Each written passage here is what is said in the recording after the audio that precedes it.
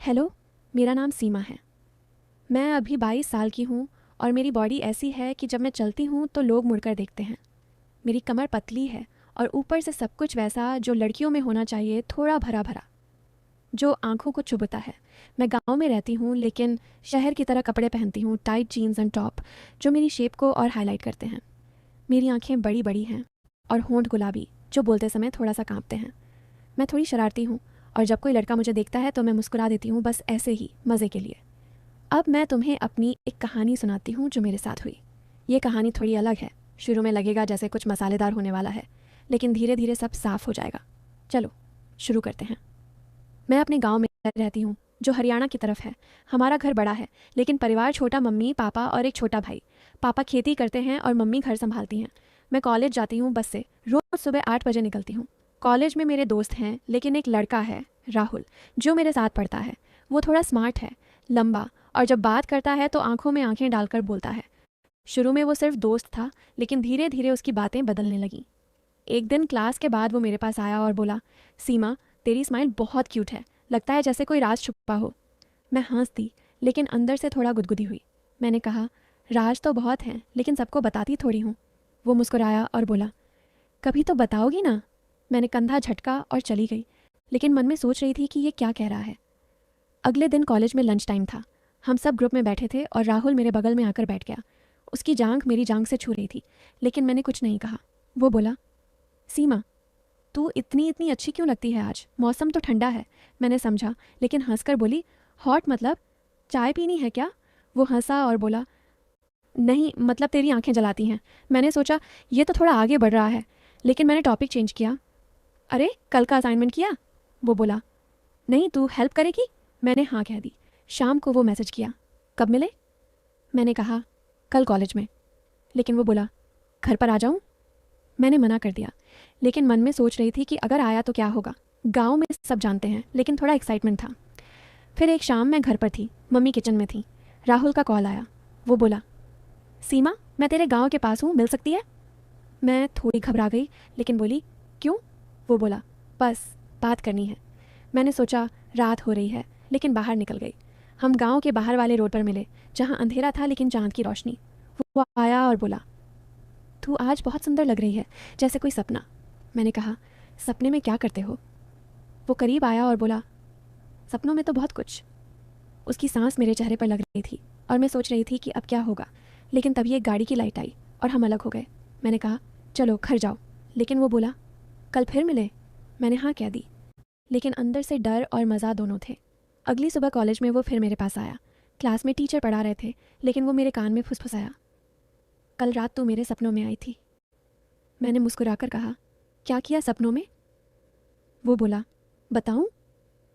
मैंने मना किया, लेकिन मन में क्यूरियसिटी थी। लंच में हम अकेले बैठे और वो मेरे हाथ पर हाथ रखकर बोला, तेरी स्किन कितनी सॉफ्ट है। मैंने हाथ हटाया नहीं, बस बोली, तुम्हारी भी। वो हंसा और बोला, और जगहों पर भी।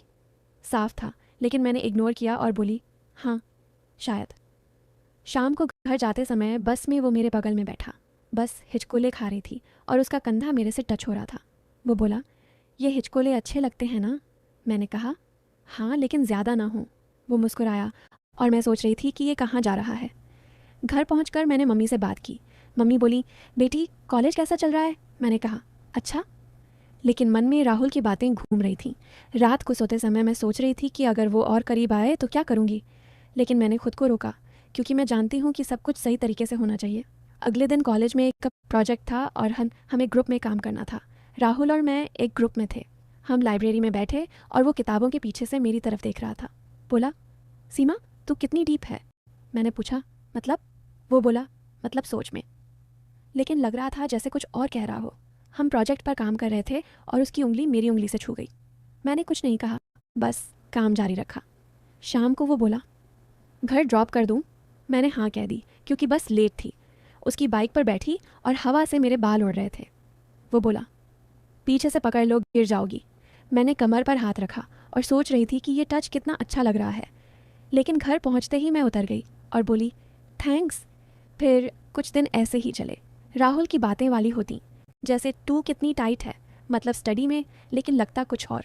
मैं हंसती, लेकिन रोकती नहीं। एक दिन गांव में मेला लगा था। मैं दोस्तों के साथ गई और राहुल भी आ गया। मेला में झूले थे और हम साथ झूले पर बैठे। झूला ऊपर नीचे हो रहा था और हमारा बॉडी टच हो रहा था। वो बोला, ये मूवमेंट अच्छा लगता है ना? मैंने कहा, हाँ, लेकिन सावधानी से। मेला से लौटते समय रात हो गई और हम एक सुनसान रास्ते से जा रहे थे। वो रुका और बोला, सीमा, मैं तुझे बहुत पसंद करता हूँ। मैं घबरा गई लेकिन बोली, मैं भी। वो करीब आया और लग रहा था जैसे कुछ करने वाला है। मेरी सांस तेज़ हो गई और मैं सोच रही थी कि अब क्या। लेकिन तभी दूर से किसी की आवाज़ आई, कौन है वहाँ? हम अलग हो गए और भागकर घर आए। रात भर मैं सो नहीं पाई, सोच रही थी कि अगली बार क्या होगा। अगले हफ्ते कॉलेज में टेस्ट थे। हम स्टडी के लिए मिले मेरे घर के पास एक पार्क में। पार्क में हम बैठे और वो किताब पढ़ते हुए मेरी तरफ देख रहा था। बोला, तेरी आंखें पढ़ने नहीं देती। मैंने कहा, तो बंद कर लो। वो हंसा। स्टडी के बीच में वो बोला, अगर तू मेरी गर्लफ्रेंड बने तो?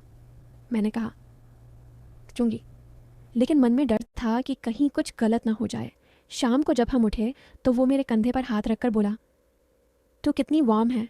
मैंने हाथ हटाया नहीं, बस चली गई। घर पर मम्मी ने पूछा, कौन था वो लड़का? मैंने कहा, दोस्त। लेकिन मम्मी की आंखों में शक था। धीरे धीरे राहुल की बातें और गहरी होने लगीं। एक दिन फ़ोन पर वो बोला, सीमा, मैं तुझे छूना चाहता हूँ। मैं चौंक गई लेकिन बोली, क्यों? वो बोला, बस फील करने के लिए। मैंने फ़ोन काट दिया लेकिन अगले दिन मिली तो कुछ नहीं कहा। हम कॉलेज के कैंटीन में बैठे और वो मेरे पैर पर पैर रखकर बोला, सॉरी। मैंने कहा, ओके।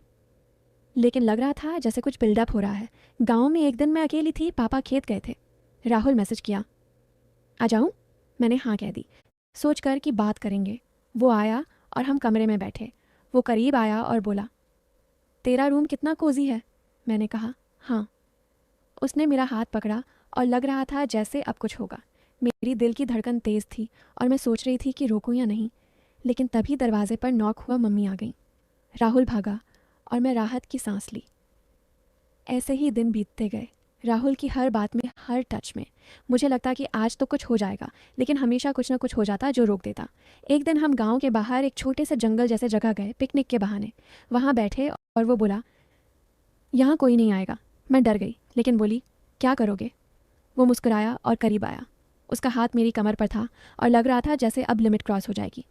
लेकिन तभी बारिश की बूंदें गिरी। नहीं, रुक, बारिश नहीं, वो क्लिच है। अरे वो तो मैंने कह दिया, लेकिन नहीं, वो दिन धूप था। असल में तभी एक सांप दिखा ज़मीन पर और हम दोनों डरकर भागे। हाँ, वो यूनिक था। सांप की वजह से सब रुक गया। मैं हंस रही थी लेकिन राहुल गुस्से में था। फिर एक शाम राहुल ने मुझे बुलाया अपने घर। उसके घर वाले बाहर गए थे। मैं गई सोचकर कि बात करेंगे। घर में हम सोफे पर बैठे और वो बोला, आज कोई नहीं रुकेगा। उसने मेरा हाथ पकड़ा और खींचा।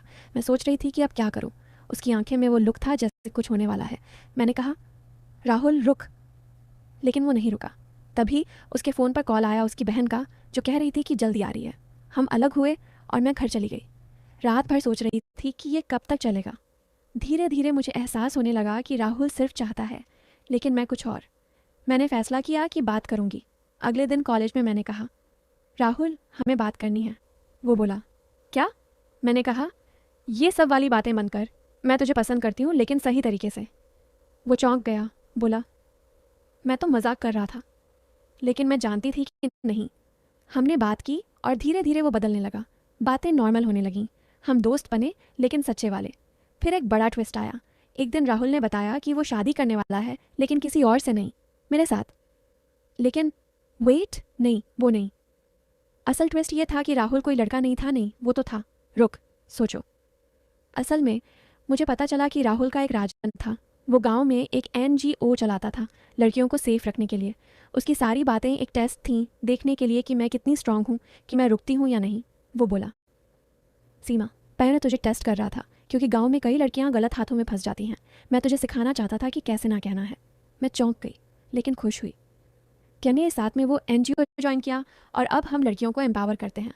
लेकिन असल में ये एक अच्छी कहानी थी सशक्तिकरण की, और अंत में सबको अच्छा लगा।